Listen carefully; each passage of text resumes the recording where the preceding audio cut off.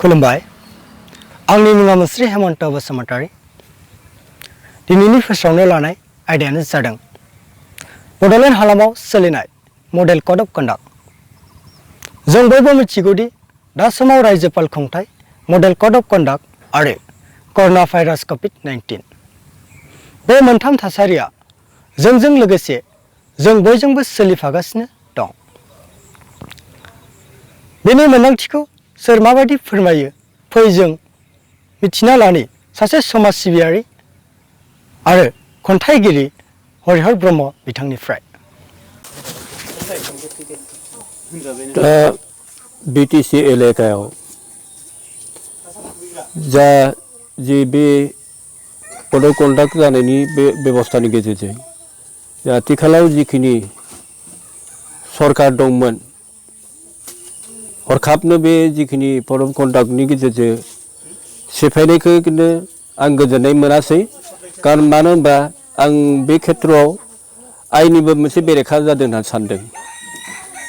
जायनि बिनिमयाव दिनै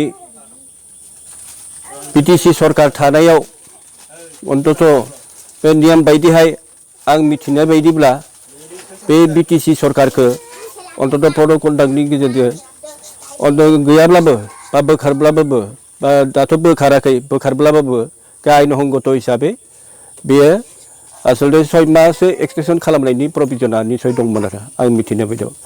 बिनि थानाय सत्त्वेआव दा आं दुखु मोनदों दिनै बे कर'ना भाइरासनि जिथु खाबुखौ लानानै दानि आथिखालनि सरकार बिजेपि बिपिएफ बा एजिपिनि जिथु सरकार थिगानो जादों सरकारा थिगानोमोन। दा कर'ना भाइरासनि प्रटेक्सनाबो थिगानो मावदोंमोन। नाथाय इनडाइरेक्टलि बा बुंनो थाङोब्ला थोंजोङैयाव बिजेपिआ राजखान्थि गेलेनाय बायदि नुहुरदों आङो। जायनि बिनिमयाव दिनै गभर्नर सासननि गेजेरजों जोङो जेरैबायदिहाय सोलिनो नांगौ बा रायजोनि गेजेराव जेरैबायदि दांनाय बिलिरनाय जेरै बिटिसि सरकार खुंनायाव जिखिनि खाबु मोनदोंमोन नाथाय जाय गभर्नर सालायनायनि जाहोनाव दिनै रायजोफोरा गोबां माने खहा जादों। जायनि बिनिमयाव